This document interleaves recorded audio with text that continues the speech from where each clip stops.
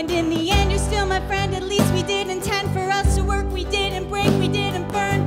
We had to learn how to bend without the world caving in. I had to learn what I got and what I'm not and who I am. 'Cause I won't give up on us, even if the skies get rough. I'm giving you all my love. God knows we're worth it. Well, I won't give up on us. God knows I'm tough enough. We got a lot to learn. God knows we're worth it. Well, I won't give up on us, even if the skies get rough. I'm giving you all my love. I'm still looking up.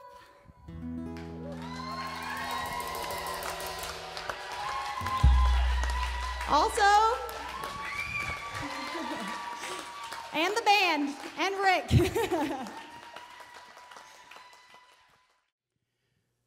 So during January of each year, many Centers for Spiritual Living centers will actually go through the basics that are taught in this philosophy called Science of Mind. Now, the organization is called Centers for Spiritual Living. The philosophy is called the Science of Mind. Some people call it science of the mind, but it's not really, it's the science of mind, knowing the mind, how it operates, etc.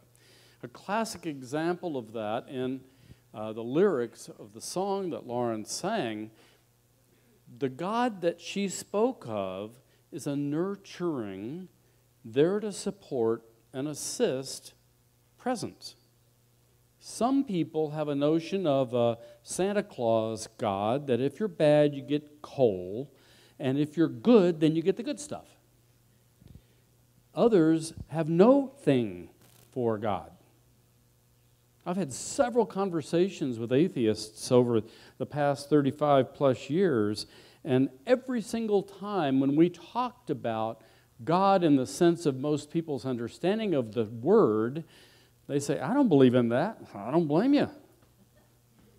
I couldn't believe in that either. Nature, now that's a God I can buy into. Because it's consistent, reliable, predictable, always there, never defies you. If you mess up with natural law, you get messed up. That's clean to me. And so the first week, last week, our talk was the thing itself. What is it that lives behind everything? Some call it God, some call it Allah, some call it Creator. It's all one and the same. And I will add to that, it's all one and the same, an important piece, even if we think it's nothing. Even if we think it's nothing. Because that's what you have as your source and resource for every experience possible. The second week, this week, it's the way it works. Once we know that there's something bigger, it's good to know that it's available. But once we know that there's something bigger, infilling and surrounding us, we can begin to understand that it works through us. And that's the message today. Next week, we'll take it a little bit further. What it does, the infinite finds its way into the world through the channel of our own minds. Now, a lot of people think that this philosophy is a think-a-thon. It's not. It's fully integrated. It's fully embodying every aspect of the human experience. So, how many of you think? How many of you, well, some people didn't raise their hand. That's honest. I appreciate that. Thank you. And then, how many of you feel? More people feel than think, I think. And then the experiences we have are part of that feeling. So that week, next week, is really about the beliefs that we have embodied. Not what we wished we did, but what we actually believed. And then the following week, the last week, is, in my mind, where the rubber meets the road. It's how to use it. So how do we use the divine power and intelligence? By actual demonstration, by doing life. And that's the key. By doing life, we prove that there is this thing that's bigger. Some people call it luck or magic or fortune, fate, destiny. Call it what you wish. But there's some connection between that invisible stuff and the experiences we have day to day. And we have access to change those experiences when we understand how it works. We use it, meaning the God, presence, Baha'u'llah, Allah, whatever you may happen to call it, we use it and prove that it exists through our actions, and we get that feedback through our experiences in life. So today, the way it works. Dr. Holmes wrote in The Science of Mind, which is it's called the textbook. There are two versions, a 1926 edition and then the 1939 edition, which is what we typically use in most of our curriculum. In this particular book, in that particular chapter, the second chapter, our belief sets the limit to our demonstration of a principle which of itself is without limit. We limit the infinite in our experience. It's ready to fill everything because it's infinite. But what if we don't know that? Let us realize that it's not a question of its willingness nor of its ability. It's entirely a question of our own receptivity. How receptive are you to the infinite good of life? Answer that within your own heart and mind, within the depths of your being. Because there are a lot of times, and I too have done this as well. That's why I call this philosophy as the savior of my life. It literally helped me see what I was doing that was making my life suck. And when I stopped doing those things that made my life suck, it stopped sucking. So when somebody next time say, "How's your day?" You say, "Well, my day is great when I let it be." It's like that. Let us realize, as high as we shall make our mark in mind and spirit, so high shall be its outward manifestation in our material world. Well, that's kind of a bold statement, but also true. There's this family, this young family, the Smiths, and they brought their young son, Jonathan, out to a local restaurant. And they all sat down in the booth, and the server came over, and she recognized them. And little Jonathan, 5-year-old, precocious little boy, she sees Jonathan. She asks him what he would like for dinner. And he says, "Well, I want a grilled cheese sandwich." And she said, "Jonathan, I'm sorry, but we don't sell grilled cheese sandwiches here at this restaurant. So is there anything else you'd like?" "No, I'll have a grilled cheese sandwich." And she says, "But Jonathan, I just told you, we don't sell them." He says, "Well, do you have a grill?" I said, "Yeah." "And do you have cheese?" And she's getting suspicious now. "Yeah." "And do you have bread?" She said, "Yeah." Says, "So I'll have a grilled cheese sandwich." And she looks at him, and just in her mind, she's going. So she said, "I'll tell you what, Jonathan, I'll go back and talk to the chef and see if I can get him to make you a grilled cheese sandwich." So she leaves. She comes back in a little bit and says, "The chef is willing to make you a grilled cheese sandwich, but I forgot to ask you, what would you like to drink?" He says, "I would like a chocolate milkshake." And she said, "Now, Jonathan," because she's on to him now, "Jonathan, I understand, and probably your parents told you we don't sell chocolate milkshakes here. I know we have ice cream and we have milk, but we don't have chocolate syrup. And Jonathan, in his bold fashion, says, "You have a car, don't you?" As high as we set in our minds will be our experience that comes out of our setting of that idea. Have you ever decided you wanted to have something in your life? And you got it. And you may have said, "Oh, magic happens. Oh, God answered my prayers. Oh, it was the right timing." It was years ago, in fact, when I was the minister here at this center, I decided to look at luck and to do prayer work to treat for luck. But I had to understand what luck was for me, because that's what happens. Our definitions determine how we experience whatever we're defining. So, got to thinking about it. What is luck for me? Luck for me is being in the right place at the right time with the right resources, with the right willingness. That's luck. So I started treating for luck. And I'll be darned. A week later, I went to Super Bowl Sunday over at some friend's house, and there were about 25 people there, and we had the Super Bowl, dollar a slot kind of peg, and what do you call it? The chart where you pick the score. It's the last numbers of the score at each inning or at each quarter, so that at the end you win the whole pot. But you win 25% of it at the first quarter, 25% at the halftime, etc. I won the first quarter. Now here's the magic part. The number I bought one square. The number I got was 00. What are the chances at Super Bowl Sunday that the scores are going to be 0-0? And so my mind is going, "Oh, come on, that's not going to work." And I thought, no, I'm treating for luck. And I imagine people saying, "You are the luckiest SOB I think I've ever seen. Nobody's ever done that. It's a miracle. It's amazing. What are you doing?" Etc. Into the first quarter, the score was 0-10. $25, thank you very much. And at halftime, the score was 10-20. 0-0. Another $25, thank you very much. The third quarter, the score is still 10-20.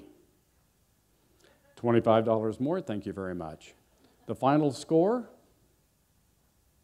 10-20. I won $100 with a $1 bet treating for luck. I decided to embrace my chocolate milkshake and demand of the world that it feed it to me by seeing people saying to me, in my own imagination, mind you, "You are the luckiest son," and they were saying it. I can't believe it.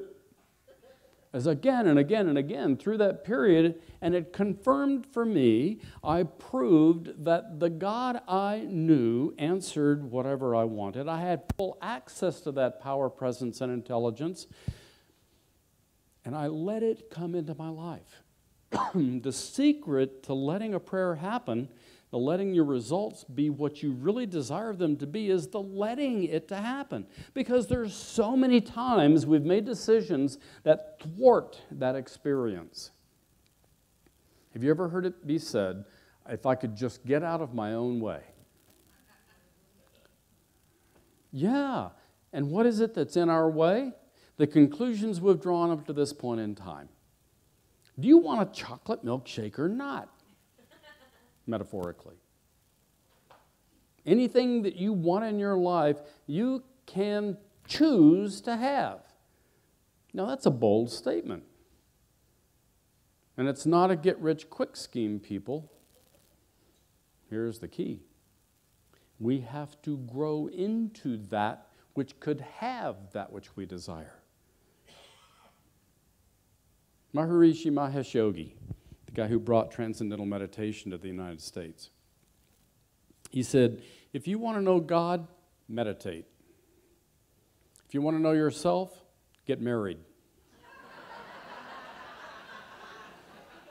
Because your partner will learn every single button, every single little weakness that you have, and feed it to you to support you becoming who they thought they married. Huh, honey? In our ignorance of the truth, Linda read this morning. In our ignorance of the truth, we have misused the highest power we possess. And so great is this power, so complete is our freedom in it, that the misuse of this power has brought upon us the very conditions from which we suffer. So what is the misuse? Not to use is to misuse too. Not to access, not to learn how it works is to misuse it too. Because everything we've known up to this point in time is only a small fragment of what we can know. Have you learned something in the last couple of days? I trust as much. If you haven't learned something in the last couple of days, one, you're not paying attention. Two, you're not looking for something to learn. Or three, you really ought to go out and get a life. We are bound because we are first free. Now that's tricky. We're bound because we are first free. The power which appears to bind us is the only power in the universe which can free us. Well, nobody in their right mind would choose to be enslaved. Well, maybe not everybody's in their right mind. Have you ever been in your wrong mind? Yeah, me too. I mentioned a couple of weeks ago when I spoke last that the Science of Mind saved my life, and I mentioned it earlier today. It saved my life because I was Donnie Cynic. That's the worst nickname I could think of for myself. And that state of being a cynic, I saw the negative of everything, everywhere, in everyone. Now, how inspiring and supporting is that kind of a point of view? I'm not saying it's not justified, okay?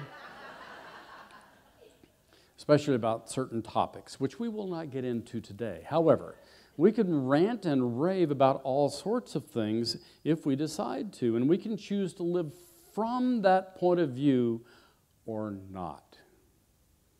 I'm going to keep asking the question, do you want a chocolate milkshake or not?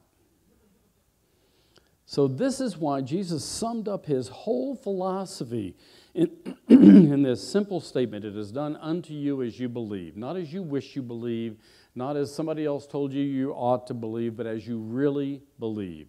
If you believe life is unfair, congratulations, you're right. If you believe you can't, congratulations, you're right.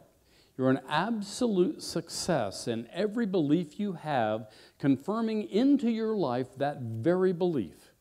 And I'm not talking about just the thought. That's a start, but that's not the thing.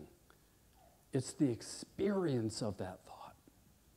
What is your experience at the core of you about life, about other people, about your relationship with everything in it? And so we suffer not because suffering is imposed upon us, but because we are ignorant of our true nature. What is our true nature? Our true nature, I'm going to use some words, God. But what does that mean to you? Is it the heaven in the heaven bearded guy who answers some prayers sometimes? Or is it that infinite presence that infills and surrounds everything and everyone that we have access to every single moment? What is that for you? And if you really want to find out what your God is, look at your life, because that's the evidence that you can use to find out what you believe God is. Now, does that sound complicated? To look at your own life? To find out what you think about life and yourself and your relationship with all of it? It's really not all that complicated, but it does take some attention, some conscious attention. Raymond Charles Barker, who was one of the great teachers of the Science of Mind philosophy and the minister of a huge church in New York City back in the It would have been the 30s, in that time frame, 30s and 40s. The law takes us at the level of our own self-acceptance. To what degree do you really accept yourself? I want you to think about that. We'll have a little bit of a momentary classroom experience, because the foundations class that starts at 12:30 up here today will give you that experience. As it evolves for you, your point of view evolves about you. As your level of acceptance increases, as it expands, you will be able to see evidence in your life, and week to week discover more aspects about that and be able to hear other people share their expansion and evolution at the same time. It was not this class, because this class was written in the 90s. But it was the class that was offered back in the 80s that liberated me from my previous self-concept. A little thing you don't know. I dropped out of college before going into my junior year because I had to take a speech class.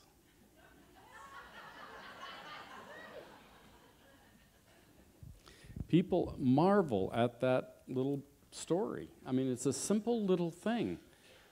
And until we realize that we want more out of life, we may not discover more of ourselves so that we can have more of that life. The law takes us at the level of our own self-acceptance. Do you love yourself as you is, which includes as you ain't? Do you accept yourself as you is, including as you ain't? And that's not justifying bad behavior. We live in a society, people. Believe me, I have tried to justify my bad behaviors. It's not what I'm talking about. It's our own level of actual acceptance. So when we talk about love, when we talk about God, think about love in its highest sense of the term. If you were taught that love means somebody gets to abuse you, that's not the love I'm talking about. I'm talking about the love of a loving parent who will do anything for their child, anything, and want their child to be liberated in every regard, free in every regard. That's the acceptance that I encourage you to consider embracing for yourself. Bless you.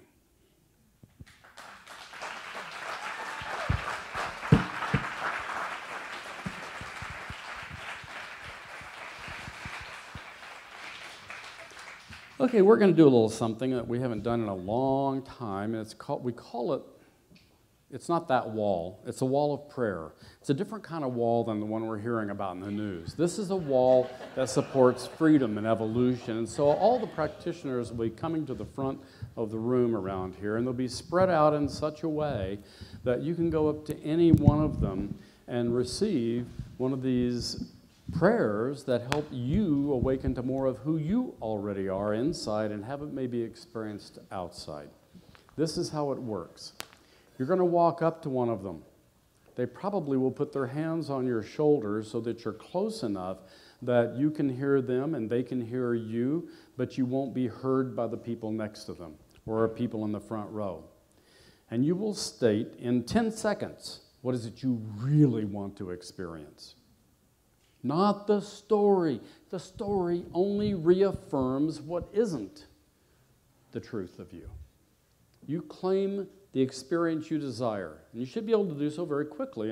And during this time that I'm blah, blah, blah, blah, you're probably thinking about what that is so that you can walk up to them, speak your desire, and let them pray for you, and it will be a very short prayer. It'll be very clear. So this will go on for a couple of minutes. After which, and at the end of which, I will call us back for our morning closing prayer, our morning benediction.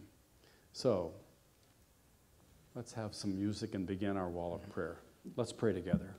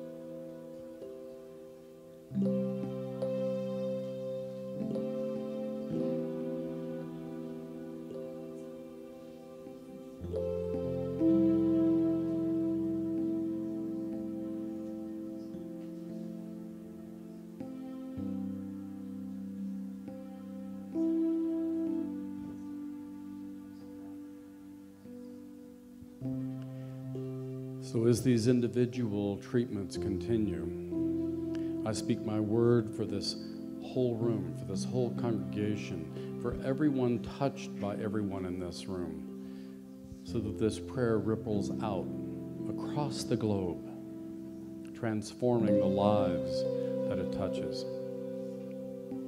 And I know for each person, deep within my soul, within my experience, in my gut, an absolute profound sense of self and the joy of that self, the ease and peace of that self.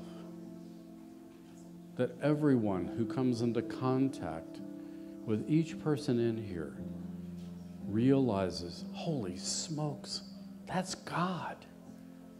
That's joy, that's peace, that's ease. I want some of that. I want that experience in my life.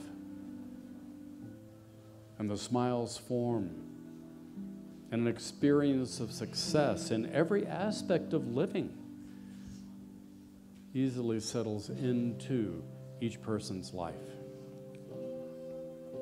The awakening has already been stimulated. The experience already comes into the lives of each person.